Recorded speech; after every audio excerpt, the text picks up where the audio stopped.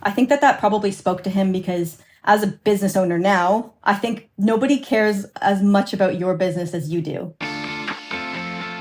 Hello, welcome to Shopify Masters, your companion for starting and building a business. I'm Shuang Esther Shan. To start a business, you don't always have to come up with a new product yourself. Take Jillian Gallant. She first saw Papershoot cameras on TikTok. It's a digital camera that's as simple to use as a disposable camera, without the hassle of dealing with film and none of the plastic waste.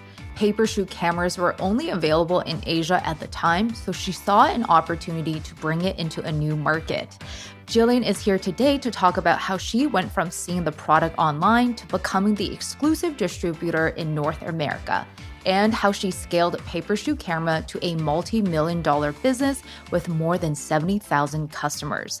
Jillian, thank you so much for joining us. Thank you so much for having me. So I know that you originally saw Papershoot cameras on TikTok. Tell us what about this product really caught your eye? Yeah, absolutely. So whenever I saw the TikTok video, it had been somebody that had gone to Asia and purchased the camera. They brought it back to the United States. And at the time, my partner and I were selling disposable cameras on Amazon.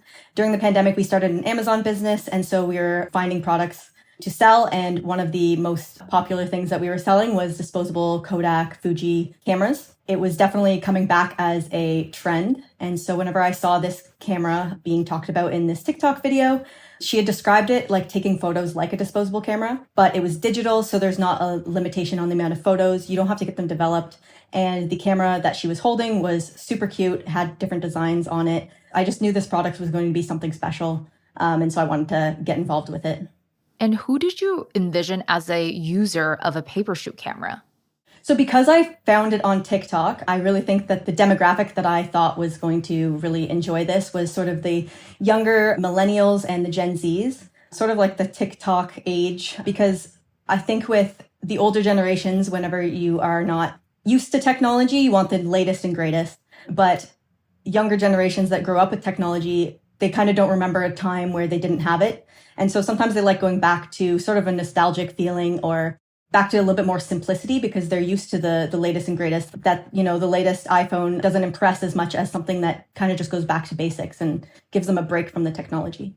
It also almost has the best of both worlds where you have the technology of a digital camera, but you also don't need to constantly look at your screen, pick out a best photo. You're just kind of like, take a photo, forget about it, and we'll see it the next time when we check up on these photos when we plug it into our laptop. Very cool. So you mentioned that you actually had an Amazon business.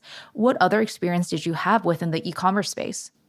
So at the time, we were about like 6 months into selling on Amazon because it was in 2020. Whenever I saw the video, it was sort of end of 2020. And we started basically whenever the pandemic hit. So we only had like 6 months of experience on Amazon and we were doing something called retail arbitrage. So we were finding some things that were on sale and we would then sell it on Amazon online. We would send it into Amazon. So that was our only experience. But I had a background in marketing. And so whenever I did see that TikTok video and I reached out to the inventor of the camera in Taiwan, we sort of pitched to them that we wanted to bring it on as a product that we sell and sort of be the North American distributor. Honestly, we didn't have the experience to sort of back up that request, but luckily they said yes and they allowed us to sort of bring it into the new market. So you reached out to George Lin, who's the inventor of Papershoot. What do you think it was about your pitch that really spoke to George and made him decide to pick you as the distributor for Papershoot in North America? I don't imagine I was the first person to reach out. That video had gotten a lot of views, and I don't think that I would be the first person that would have seen that and sort of seen that there would be an opportunity to bring it to North America. We kind of went back and forth a little bit, and then his email sort of dropped off a little bit. And so I figured I have nothing to lose. And I sent him this big, long email basically saying how passionate I would be to promote his cameras in North America, how I saw that there was a great opportunity, how I think that it's an amazing product, and how I love the innovation. And I think that that probably spoke to him because as a business owner now, I think nobody cares as much about your business as you do.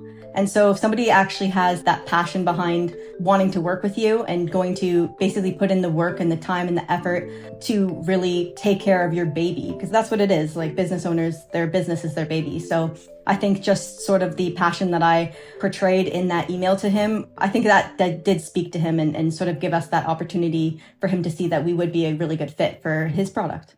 So George wasn't the only person you had to convince. You also have your partner, Jack, who was a manager from a previous job that helped to fund this business. So what did he originally think about this idea? You know what? He is sort of in the older generation as well, that we were kind of going back to talking about the younger generation with the technology. So we were kind of reflecting on this the other day, actually, and him and his friends didn't really see it, but they're not the target demographic. So I think luckily we had that experience selling those disposable cameras. He was confused on why we were selling a lot of disposable cameras as well. So I think if we hadn't had that disposable camera success on Amazon, he maybe wouldn't have seen it as clear. But I think the comparison between the disposable and this digital version of that concept was something that he was able to see a little bit because of that reason. But yeah, there's not a lot of people that in my circle believed in the product right away. So we had a little bit of convincing, but I think that disposable camera sales really did help kind of convince Jack. And I think what's interesting about this is as you're becoming the person to carry the camera for North America, you actually have to invest in a lot of inventory. So Papershoot in Asia and George's team, they get a huge order from you. All of this stuff arrives in your house and now you have to sell it. So what did you do to first initially market the camera? Yeah, so the original plan and the reason why we wanted to bring this product in was to sell on Amazon. But because we are the North American exclusive distributor, we knew that we had to have a website that we could purchase off Amazon. So the first step was, creating our Shopify website and product photography, making sure that we had everything that we needed, product descriptions, all that set up. And then I knew that I found it on social media. So we needed to make sure that we started building our social media in a really good way and start the branding process. And it's launching a new product in a market that hasn't seen this product before. So I knew that it was a big undertaking. And so my first person that I brought onto the team was our social media manager.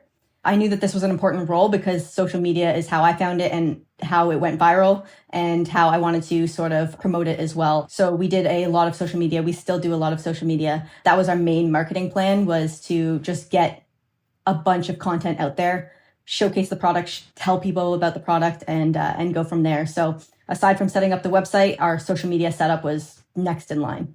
You also saw a lot of success early on TikTok, the platform you discover the product. A lot of people will say, is it because it's luck or is it because you were strategic with the content? So tell us about the strategies and the thinking behind each piece of content and what kind of stories were you telling through the videos? I think it's a bit of both. I think that the product in itself is very unique and it's very easy to go viral just because it is such an interesting concept. It's a very innovative take on the camera and it's eco-friendly. I think that there's a lot of points that sort of help that virality of it. But then of course there is strategy. There's many different elements that we sort of incorporate into our social media. We play on the fact that it's eco-friendly. We play on the fact that they're really cute. You can get lots of cute designs, swap it out with your outfit or your style. And then there's the education purpose as well, how to use. So we really just broke down the different elements that we would want to feature and made sure that we were kind of evenly distributing content online. I kind of covered a few different things. And then hopping on the TikTok trends, Instagram trends, and sort of capturing what's sort of going on in pop culture, because I know that our demographic is very involved with pop culture and the newest trends that happen online. What was one of the first videos that went viral on TikTok for you? Break down the content for us. Our first viral video was our social media manager had photoshopped our cameras into Timothée Chalamet's hands and said that Timothée Chalamet loves our cameras. but it wasn't in like a misleading way. It was very clear that it was Photoshop. It was more of like a parody type thing. You could see the hand that was originally holding the camera superimposed onto Timothée Chalamet's hand. So it was very much not a misleading thing. It was a funny thing, and a lot of people resonated with that. And maybe a lot of Timothée Chalamet fans out there are also Papershoot fans, because that was our first viral video. And that happened in month 2 of us being in business, but the first month that I had brought on my social media manager. Super fun. And you also were very cognizant of not just investing in one channel. You also have built up the Instagram following. You also invest in Pinterest. So talk to us about being active in different channels and how you manage all of the different areas that you can promote Papershoot.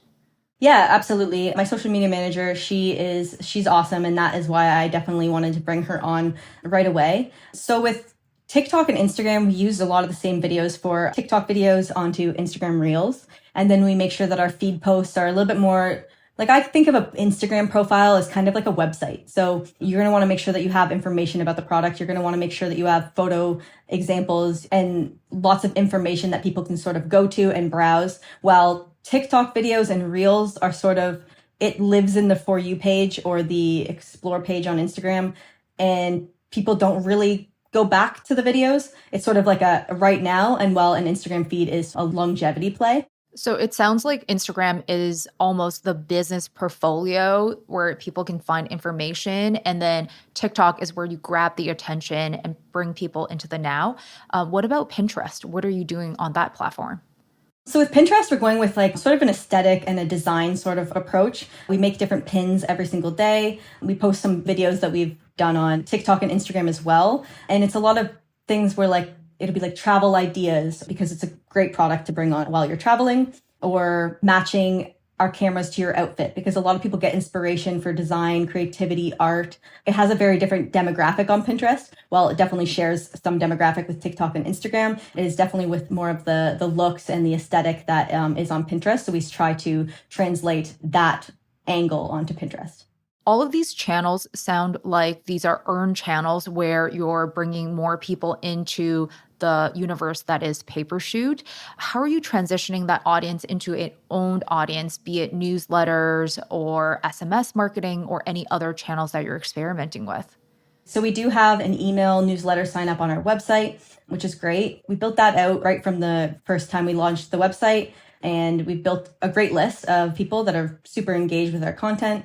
And we make sure that we keep that email list entertained by sending lots of emails and stuff like that, different promotions, some exclusive offers, all that. And then we did only start building our SMS list about 6 months ago. We were a little bit late on that, but that's definitely important as well, because not a lot of people will check their email, but pretty much everybody will check their text messages. And then throughout all the different channels, all the different areas that you're experimenting with, what are some key takeaways you have for founders who are trying to build out all these different pipelines for the marketing efforts? I think repurposing content is huge. And like I said, I use the same TikTok videos on our Instagram Reels. Although there's sometimes can be like a different style versus Instagram Reels and TikTok, I've found that videos on TikTok and Instagram, I don't know which one they're going to blow up. It could flop on TikTok and blow up on Instagram, or vice versa. So even though we're only creating for one of the platforms, we share it on both. So that allows you to be on both platforms, and you might get more views on one than the other, or, equally, but at least that's double the views than you would have gotten if you just posted on one platform. So repurposing content. And then of course, if you're taking product photography for your Instagram feed, you can use it for your website. So I think just repurposing and not really having a piece of content only go to one place. You can use it on several different platforms, and that saves your time and money and everything if you're repurposing it as much as you can. Be efficient with your content creation. I'm chatting with Jillian Gallant, CEO of Papershoot Camera. I hope you're enjoying our conversation. If you haven't already, please subscribe or follow Shopify Masters wherever you get your podcasts, and leave us a review or feedback for the show. Thanks. So you bring Papershoot Camera into North America. To your point, it's probably not the first time that George has been approached, and probably not the first time he has thought about it, because entering a new market is quite difficult. And you've mentioned just being a founder based in Canada shipping to different parts of North America. Walk us through some of the logistic challenges that you've overcome. There's definitely challenges, but as a business owner, you adapt wherever you can. Something that we're still struggling with that I didn't think it would be this difficult is I'm Canadian, my partner's Canadian, so our business is registered in Canada. We now have a registered business in the United States, but we haven't been able to get a United States credit card, which means I cannot get a USPS account because they need to have a credit card that has a billing address that's in the United States, and all my credit cards have billing addresses in Canada. So that is something that we had to sort of do a workaround. We had to use a third-party program that actually uses their UPS and DHL and different accounts, and we just paid this company that will accept a Canadian credit card. But that's been something I've been struggling for a while with, and I still don't have a US credit card just because everything is registered in Canada. So that's just one example of just sort of entering a new market, and US is a really great market for us, but it just hasn't been as easy as you would think. And I imagine because Paper Shoe headquarters is mainly based in Taiwan, all of their production happens in Asia. So then it goes to you in Canada. And so it seems like there's many steps. How has been keeping the inventory, predicting sales been? That's been kind of difficult. We have a lot of SKUs, and if I were to make a brand new product, I would try to do something with less SKUs, but I understand that the SKUs are the different designs. So we want to be able to offer multiple different designs on our cameras. It just makes it hard to manage in that way, because we will look at the numbers. We'll try to use as much data as possible to predict how many more of a certain design of a camera that we need to bring in. And we'll look at the, last 30 days, last 90 days, last 120 days, and we'll think that we need more of one than we do the other. And then as soon as we get it all in stock, we're ready to go. Another one that didn't show as many sales in the past data all of a sudden sells out, and now we're out of stock of that, and now everybody wants that one, even though it didn't sell very quickly whenever we were looking at our data. So it's definitely hard with lots of SKUs, but we are trying to stay on top of it always. We dealt with a lot of inventory shortages over the pandemic. We had some shortages on materials. So luckily we're not dealing with that anymore. So we can get an order a lot quicker than we used to. But something being out of stock back when there was inventory shortages would make it be a very long time before we could get that design back in stock. So it is a little bit better, but there is that manual back and forth and logistics to get something in stock if we do run out.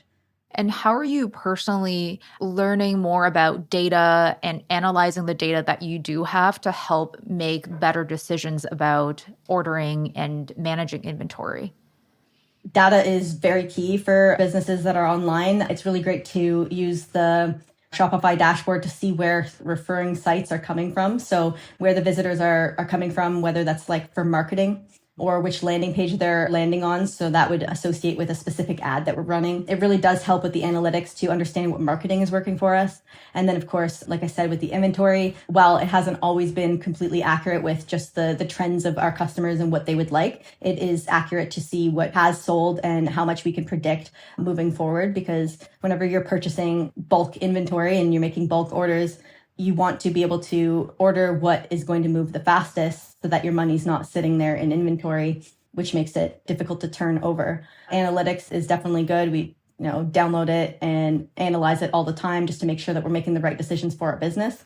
And one of the reasons why Paper Shoe camera is selling out is because the added advantage of being a sustainable option compared to traditional disposable cameras. Can you walk us through some of the ways that the camera itself is sustainable and also the way that the camera is made and how the workers are creating these different devices has been so great for the sustainability aspect?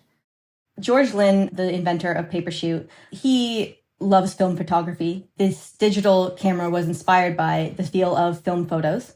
So there's nothing against film. I think whenever you're comparing it to a disposable camera where it's kind of a trend because you want to get that look to the photos, but it's not necessarily somebody that is a film fanatic that really enjoys the developing process. But if you look at it just from a broad perspective, a digital option where you don't have to develop the photos is a more sustainable version than film. But to go beyond that for the sustainability element of the cameras themselves are digital, but most digital cameras are sort of the technologies wrapped with plastic because that's the simplest and the easiest and the cheapest to produce. But George, whenever he was came up with the concept, he had worked at a paper mill and he had worked in tech. He had knowledge of stone paper, which is basically where we got our name. We got paper shoot camera, but it's not actually paper. So it doesn't use trees or water to produce. Stone paper is what we use, and it is basically just crushed stones, binded by a non-toxic resin, and we print the design on it with eco-friendly ink. So he wanted to, instead of using plastic, create a digital camera that used something that was more sustainable as the outer casing. His artistic side also came out whenever he was able to use the stone paper to create awesome designs on the front of the camera so that it was more artistic looking as well. So not only does the outside of our camera have sustainable materials, we also have a RoHS certification. It means that the production of our technology, they don't use any toxic chemicals to produce in the factories themselves. And we also repurpose a lot of the materials. For example, we repurpose lenses from Apple, the lenses that are 99% perfect for an Apple iPhone. We repurpose them, we fix them up, and then we use them for our cameras instead of having the lenses go to the landfill whenever they're perfectly good to repurpose and turn them into something else. It is really wonderful to see that a company kind of has thought of all of those different methods to repurpose materials and use materials that sort of have a better impact on the environment. Sounds like a very efficient way to create this product. And also, it's a product that once you hear it, oh, this is like a one-time purchase versus you have to purchase so many different disposable cameras. This also comes with a challenge for you because it would mean less repeat customers. So how are you combating that side of the business challenge? A lot of our customers are one-time purchases. It's just a different approach with marketing and targeting a lot of new people instead of retargeting. But because of the nature of the product and we can launch different designs, we will release a new accessory for the camera or a new case design. And we do get repeat customers with that because they want to switch it out. What I find with our product is our fans are really our fans. They absolutely love it. They'll buy more designs because they just want to swap it out, match it to their outfit or whatever reason. Or whenever we launch new versions of the camera, we've had to do that 2 times since I've been in business. We've upgraded the camera technology itself. Or if we add any accessories, like the camera doesn't have a flash because it's a very simple sort of point and shoot. It has one button. It doesn't have a flash built into the camera. So we came out with a ring light that definitely gives the effect of having a flash on the camera, but it just screws onto the front of the camera. So for example, we just sold out our last one yesterday, and those went really, really, really quickly. So those are people that already have cameras that are purchasing it for that extra feature that we sort of implemented so that they can use it on their current camera, but it's a new one. So we do have some different accessory and case releases, but it isn't as much of a repeat buy as some other products out there. I also think these cameras have a butterfly effect because you bring it on a trip or a party and your friends would also want to have a camera like this, which speaks so true to your recent experience with South by Southwest. Tell us about the festival and how was your experience there? South by Southwest was a really, really great experience. Definitely one of my highlights of working with Paper Shoot Camera this year. But yeah, the in-person experience was very different. We are very much an online brand. We don't really have very many retail opportunities. And even if we did, it's not me behind the counter selling the camera. So it's really nice to see people in person, their real-time reactions to it, the explaining it, their eyes lighting up whenever they see it, just being excited about it. That was just a really great experience. So we were there in the trade show for 4 days, and there would be people that came on the first day, purchased the camera, and would come back and just tell me how much they loved the photos that it's taken, and they were walking around with it and they got compliments on it. And it was just very nice to see in real time, because I think that, if they buy something online, not a lot of people will just email you saying how great it is or sort of see that experience because they didn't really connect with you at the purchase stage. So they might not feel the need to tell you how much they love it. We do get that in DMs, but just seeing the real person effect was really, really wonderful to see. And we're going to be selling cameras at Coachella as well. So that's really exciting. Next one that we're going to get to do in person again. Oh, super fun. And in addition, it just sounds like you've grown so much over the last few years running this business, and you also have learned a lot too. Looking back, what is your biggest takeaway of growing this business, and how have you grown in this role of building something from scratch? Something that I'm most proud of is my personal growth throughout this stage. At the beginning, I remember needing my partner to be on sales calls with me because I just felt like I wasn't able to. I'm definitely not a salesperson, but I just didn't have that confidence to be able to kind of handle myself. As silly as that sounds, I just felt nervous about, talking to people and sort of representing and kind of having that like negotiation, that back and forth. But now calls are a lot easier. I've definitely grown in confidence personally. And I think it's a really interesting process because this is my first business. I'm now a team leader. I have a team that relies on me to lead the company, and that's not something that I had ever done before. So really just learning as I go, but trying to reflect on every single thing as a learning opportunity to get better and become a better leader, because it's not something, nobody's ever born as a leader. The decisions in their life make them get to that point. But really, there's nothing more special about me than anybody else on my team. It just happens to be that I found it and I brought it here, but it could have been anybody else. So I don't have any seniority really, except for just the position I happen to be in. So it's my responsibility to learn and to grow and really take every opportunity to become better as a leader and a business owner, to try to improve the business and be reliable for the livelihoods of the people that are on my team. It sounds like a really grounded reflection, and I'm very excited to see how Papershoot Camera grows. Thanks for being here, Jillian. Thank you very much for having me. I really appreciate it. That's Jillian Gallant, CEO of Papershoot Camera. And thank you for joining us on Shopify Masters. Our show is produced by Megan Coyle and Gogo Zoger. Our engineers are Matt Schwartz and Miku Betlam. Benjamin Gottlieb is our supervising producer, and I'm Shwang Essershan. And we will see you next time.